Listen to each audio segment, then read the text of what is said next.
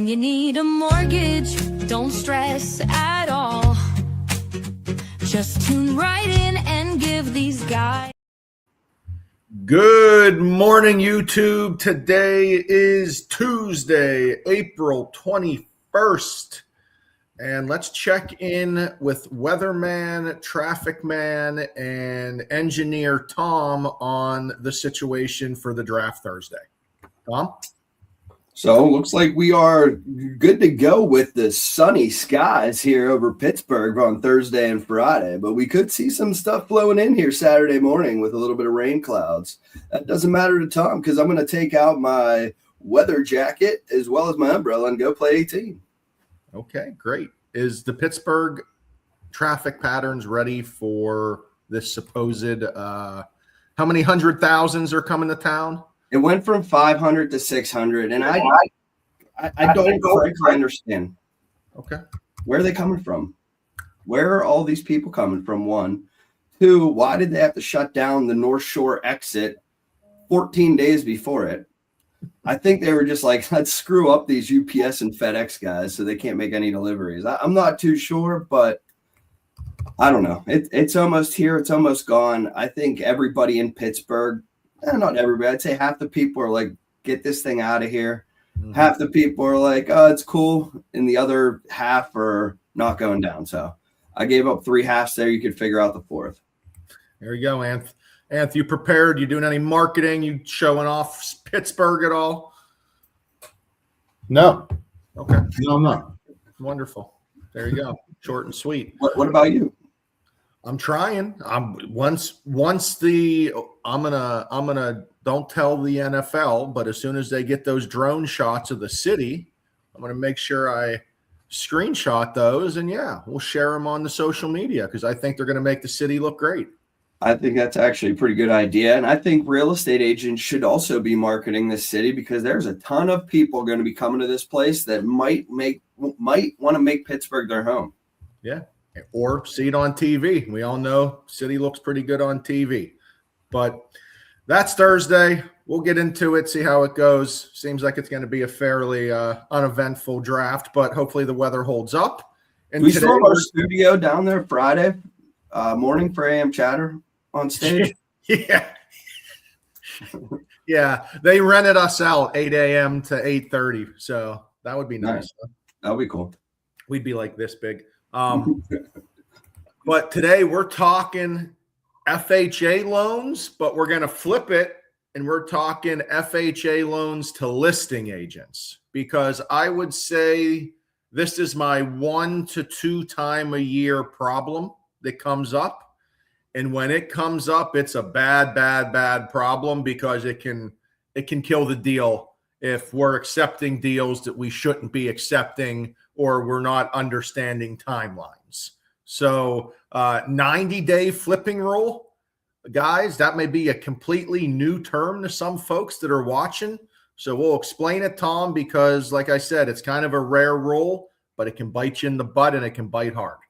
Oh, yeah. I've had it happen to me before. And, it's not always possible to catch on the front end as things start developing quickly, especially on a weekend. So very important that when your home closed that you're selling if you are working with a flipper. Because if it is within the first 90 days after the flipper has closed and done their work on the home, it cannot be financed by an FHA loan. It needs to wait until after day 90 to day 91 before you can even have an accepted sales agreement. So it is very, very important that you guys as listing agents don't accept that FHA offer before day 90. And Tom, what you said makes perfect sense to me. But Anthony, let's go back and just understand what Tom said. So if you're listing a house and you know that they're a flipper, you need to know when they bought and closed on that home because they can't then resell it within 90 days and accept an FHA offer. Yeah. I mean, and it's easy enough to check if, you're listing a property. First off, you need to know what you're selling. If you don't know what you're selling, that's a problem because, once we get that appraisal back, we're going to find out, the last sale date of recording. and that's when it starts. So that 90 days starts from that point, and you can't list or you can't have an agreement of sale until the 91st day.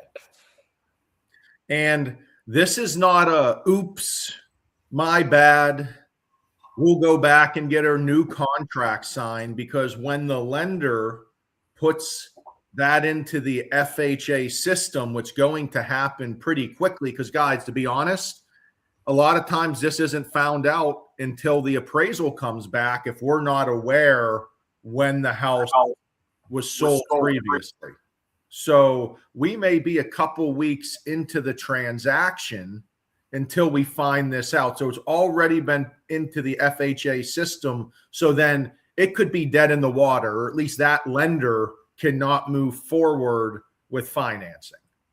Yeah. And don't get us wrong. Like, we do try to catch these things up front when it's happening, but it is impossible to catch everything.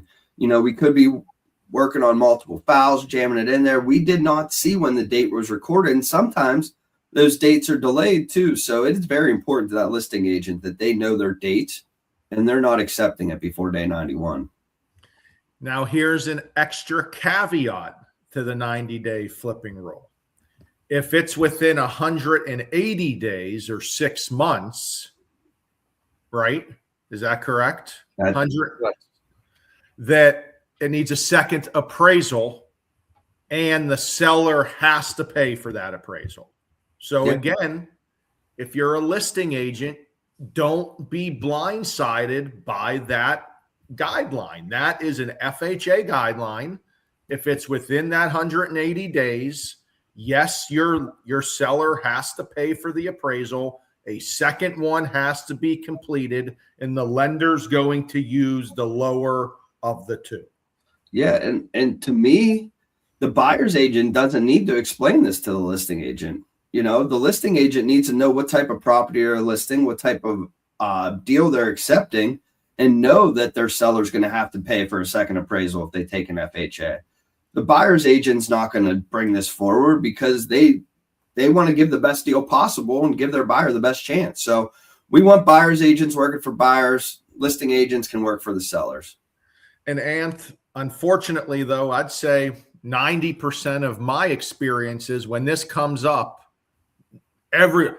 I've never heard of this. What is this? Is this something new? Is this a West Penn financial guideline? Like, the questions that pop up when it has always been and always has been an FHA guideline are a little funny.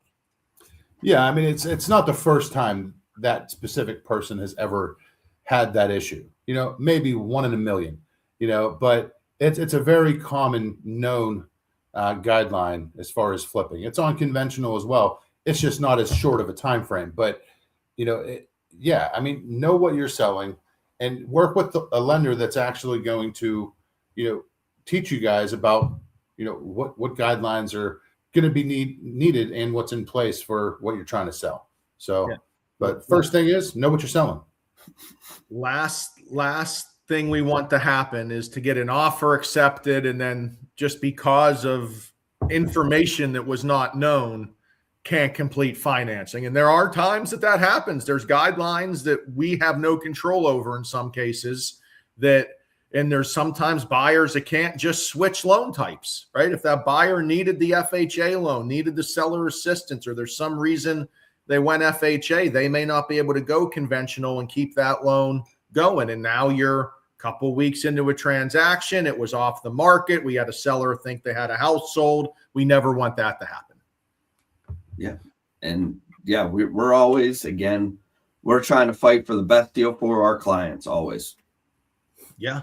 Yes, absolutely. So if you're listing a home, if you work with flippers, just understand you see an FHA offer come in, or you're going to take an FHA offer, pay attention to when your seller bought the home and closed and is now getting a sales contract signed. That is the two timelines you have to pay attention, from close date to signed contract. It's not to the new closing, because we've had that multiple times too. Hey, closing is going to be after the 90 days.